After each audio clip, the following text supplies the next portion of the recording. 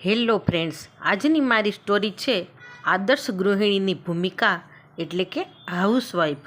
મકાન 4 દિવાલો અને છત વડે બનતું ભૌતિક આકારનું રહેઠાણ છે. આ મકાન સિમેન્ટ, રેતી, કપચી, લોખંડ, ગાર, માટી, ઘાસ વગેરે દ્વારા તૈયાર બને છે. પછી તે મકાન કાચું હોય, પાકું હોય, ઝૂંપડું હોય કે પછી ઝૂંપડા જેવું હોય, મકાનને ઘર બનાવવું તે વૈજ્ઞાનિક કે ભૌતિક પદ્ધતિ નથી, પણ ભાવાત્મક બાબત છે.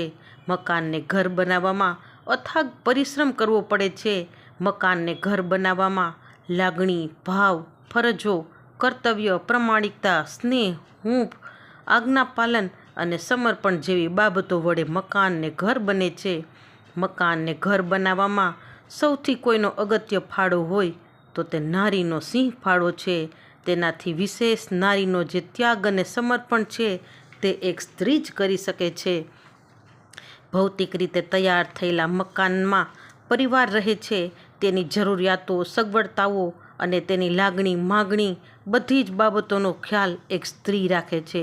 ઘરમાં તમામે તમામ સભ્યો સલામતીથી રહી શકે તેવી વ્યવસ્થા પૂરી પાડે છે. નાના બાળકથી માંડી પથારીવશ થયેલા વૃદ્ધોને એક નાનકડા ઘરમાં સુખી અને ખુશ રાખવા તે મહેનત કરે છે. નાના બાળકના ઘોડિયાથી માંડી વૃદ્ધોના ખાટલાની ગોઠવણ અને જાળવણી તે સ્ત્રીઓ જ કરે. નાનકડા મકાનમાં રસોડું બનાવે, બાથરૂમ બનાવે, બેસવા તથા સૂવા માટેની વ્યવસ્થા કરે, મકાનને સાફ રાખે, સજાવે છે. અને કહેવત છે કે દુનિયાનો છેડો એટલે ઘર. ઘરને દુનિયાનો છેડો કહીએ છે. આખો દિવસ, આખા રાતની રખડપાટ પછી માણસ જ્યારે થાકી જાય છે, રખડપાટના અંતે તે ઘરને યાદ કરે છે. ઘર એક એવું સ્વર્ગ છે, તેમાં શારીરિક, માનસિક થાક ઉતરી જાય છે. મકાનથી 3 સ્ટાર હોટલ જેવું હોય કે ઝૂંપડું હોય, જ્યાં ઘર છે ત્યાં આરામ, શાંતિ, સ્નેહ, પ્રેમ અને સ્વર્ગ પણ ત્યાં જ છે. થાકેલો માણસ પોતાના ઘર સિવાય 5 સ્ટાર હોટલમાં આરામ કરશે તો પણ તેને પોતાના ઘર જેવી ઠંડક નહીં મળે.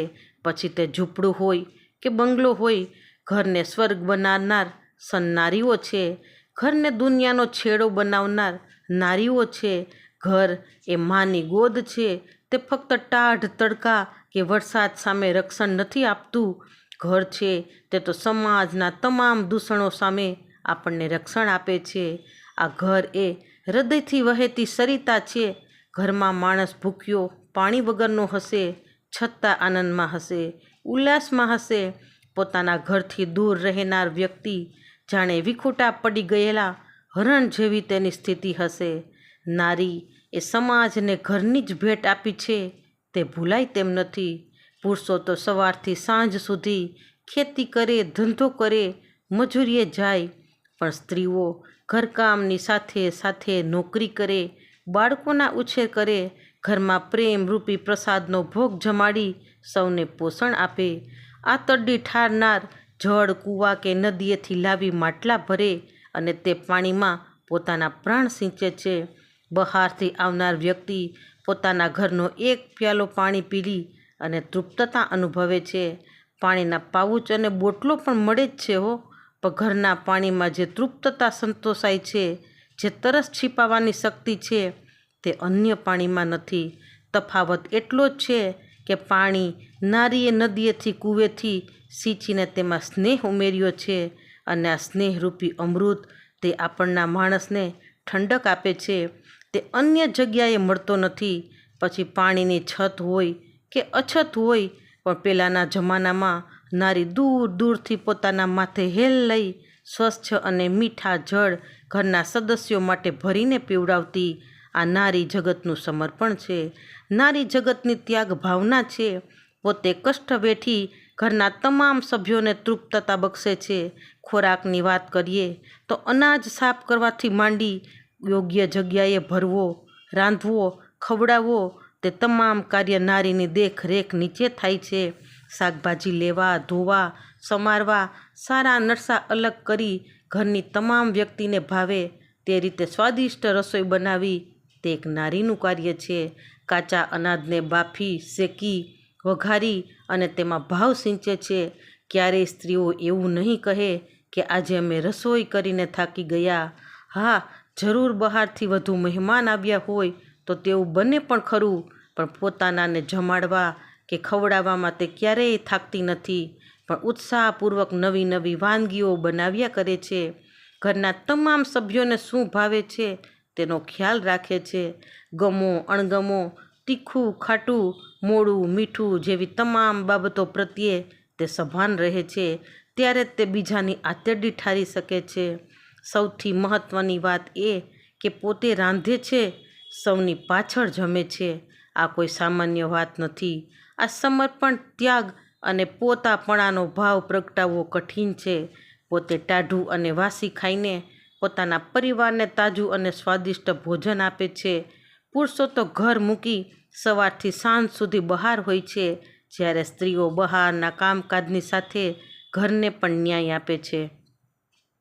જો આ ઘરમાંથી સ્ત્રીની બાદબાકી કરી નાખવામાં આવે તો ઘર એ ઘર નહીં, ફરી રહેતા એક ખંડેર મકાન જેવું બની જાય છે. તેમાં શંકાને કોઈ સ્થાન નથી. ઘરમાં નાની મોટી તમામ ચીજોની ગોઠવણીઓ અને સાચવણી કેવી રીતે કરવી, આપણે એકલા પુરુષો રહેતા હોય તેના ઘર જોયા જ છે. જોતાં જ ખ્યાલ આવી જશે કે અહીંયા મહિલાની ગેરહાજરી હશે. ઘરને સાફસૂફ રાખવાની સાથે સાથે તેને સજાવવું તેટલું જ ધ્યાન આપે છે. ઘરને સજાવવાના વર્ગોમાં જાય છે, નવું નવું ડેકોરેશન શીખે છે, મોતીની વસ્તુઓ અને ભરત ગૂંથણ વડે ઘરની દિવાલો સુશોભિત કરે છે. ઘરમાં તે સંગીતથી ભરી દે છે. ઘર સજાવટ દ્વારા બોલતું થઈ જાય છે. દરેક વસ્તુ ક્યાં ગોઠવવી જોઈએ અને ક્યાં ગોઠવવાથી વધુ સારું લાગશે તેની ચિંતા કરતી હોય છે. ખાસ કરીને તહેવાર આવતા હોય ત્યારે ઘરની સજાવટ કરતાં કરતાં તે બીમાર પડી જાય છે. ત્યાં સુધી ઘરને સાફ કરે છે અને સજાવે છે. દિવાળીના તહેવારોમાં ઘરને આસોપાલવના તોરણ બાંધી રિદ્ધિ સિદ્ધિને આમંત્રણ આપે છે, જે નારીનું સમર્પણ છે. ઘરના આંગણે રંગોળી પૂરી જીવનને સપ્તરંગોથી ભરી પરિવારને ખુશી આપવા પ્રયાસ કરે છે. દીવડા પ્રગટાવી ઘર અને આંગણાને પ્રકાશમય ચેતનવંતું બનાવે છે. જીવનમાં કાયમી અંધકારને દૂર કરી અંજવાળું કરે છે. તેનામાં સમૂહ ભાવના છે. તે ક્યાંય નથી સ્ત્રીઓ એકલી રહેવાની ટેવવાળી, જે સમૂહમાં રહેવા પ્રયાસ કરે છે. સ્ત્રી એક ગભરું છે. પાણી ભરવા, મંદિરે દર્શન કે પૂજા કરવા, નદીએ કપડાં ધોવા જાય ત્યારે સમૂહમાં જાય છે. સંયુક્ત કુટુંબમાં રહેતી નારીની વાત કરીએ તો સંયુક્ત કુટુંબો ચાલે છે તેનો યશ ફક્ત સ્ત્રીઓને ફાળે જાય છે. સંયુક્ત કુટુંબમાં રહેતા બે ભાઈઓ હોય તેને લોહીનો સંબંધ છે. તેના મા બાપ એક છે, તેઓ એકબીજાની જરૂરિયાત છે અને પરિવારના સૌ સભ્યોને અનુરૂપ થઈ રહે છે તો તે એક સ્ત્રી છે. ઘણી બધી બાબતો સાથે સમાધાન કરીને પરિવારમાં તે સાથે રહે છે. સ્ત્રીઓ દેરાણી જેઠાણી, સાસુ વહુ સંયુક્ત કુટુંબને નિભાવે છે. તેમાં નારીનું જ સમર્પણ છે. જો આ પરિવારને સંયુક્ત ન ચાલવા દે તો કોઈ તાકાત નથી કે આ પરિવારને સંયુક્ત રાખી શકે. અલગ અલગ સમાજ અને કુટુંબમાંથી આવેલી વહુ પરિવારને સાથે રાખી ચલાવે છે તે કોઈ સામાન્ય નથી. સંયુક્ત કુટુંબ આદર્શ વ્યવસ્થા છે. જે પરિવાર એક છત નીચે રહે છે ત્યાં જ ઘર રચાય છે. ઘરની પરિભાષા કરવી કઠિન છે. કિલોલ કરતા પરિવારો આપણે જોયા છે. તે કિલોલ, સમર્પણ અને ત્યાગ વડે જ શક્ય છે. આ સ્થિતિ જોવા અને કાયમ રાખવા એ સ્ત્રીઓની જવાબદારી છે. તેની પાછળ સામાજિક વ્યવસ્થા જવાબદાર છે. ઘરમાં કિંમતી દાગીના તિજોરી અને કબાટમાં રાખવાની પ્રથા આપણે ત્યાં બહુ જૂની પુરાણી છે. બહુ જૂના જમાનાની વાત કરીએ તો પટેરા હતા. તેમાં દાગીના અને કિંમતી વસ્તુઓ રખાતી હતી. આ પટારા, તિજોરી અને કબાટની ચાવીના જૂડા ઘરની વડીલ સ્ત્રી પાસે જ રહેતા. ચાવીનો જૂડો સ્ત્રીઓ કમરે બાંધી સાચવે છે. તેણે ઘરને તો સજાવ્યું, પણ ઘરની અંદરની ચીજોની સાથે પૈસા અને દાગીનાની જવાબદારીને પણ સાચવ્યા છે. સ્ત્રીઓ પાસે ચોકસાઈ અને નક્કરતાના જે ગુણ છે તેને ધ્યાને રાખી આ જવાબદારી સોંપાયેલી છે. કરકસર તેનો પ્રમુખ ગુણ છે. તે જરૂરિયાત કરતાં પણ ઓછા પૈસા તિજોરીની બહાર કાઢે છે. પૈસાની બાબતમાં તે બહુ જ સમજપૂર્વક અને વ્યવહારિક રીતે વર્તે છે. ઘરમાં પડેલ એક એક ચીજનો કેમ ઉપયોગ કરવો તેનો તેને ખ્યાલ હોય છે. પુરુષો કે બાળકો સવારના ઉઠતાની સાથે બ્રશ, નાવાના કપડાં, નાસ્તો, ચા તમામ બાબતો સ્ત્રી વગર આંધળા થઈ જતા હોય છે. પોતાના કપડાં ક્યાં છે, બાળકોની ચીજો અને રમકડાં ક્યાં છે, તે બધી બાબતોનું ધ્યાન એક સ્ત્રી રાખી શકે છે.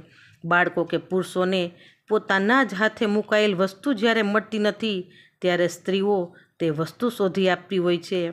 એ એક વાત સામાન્ય નથી, છતાં પણ પોતાની જવાબદારી નિભાવે છે તે અગત્યનું છે. જ્યાં સુધી ખોવાયેલ ચીજ મળતી નથી ત્યાં સુધી સ્ત્રીને ચેન પડતું નથી.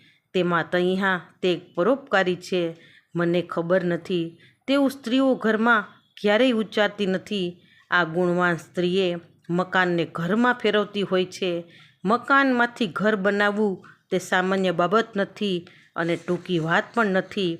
આ લાંબી અને વિશ્વાસથી ચાલતી બાબત છે. ઘરમાં પ્રાણ પૂરવા તે અઘરી બાબત છે. જીવનના ઘણા ચડાવ ઉતાર વચ્ચે સારી નરસી સ્થિતિમાં પણ સંતુલન જાળવવું, આર્થિક અને સામાજિક સમસ્યાનો સામનો કરી શારીરિક અને માનસિક અસલામતીની વચ્ચે પણ મેળ રાખી જે મકાનને ઘર બનાવે છે તે સામાન્ય વાત નથી, પણ ગૌરવપૂર્ણ અને અભિમાન લઈ શકાય તેવી વાત છે. સ્ત્રીઓએ ઘરથી સમાજ અને પરિવારને જોડી રાખ્યો છે. તેના ફળો આપણે જોઈ રહ્યા છીએ. આ ફળો એ કાર્બનથી પકવ્યા નથી, પણ જાત ઘસીને પકવેલા ફળો છે, માટે જ તો મીઠા છે. તો ફ્રેન્ડ્સ, આ સ્ટોરી કેવી લાગી? જો સારી લાગે તો like, share and subscribe. Thanks for watching.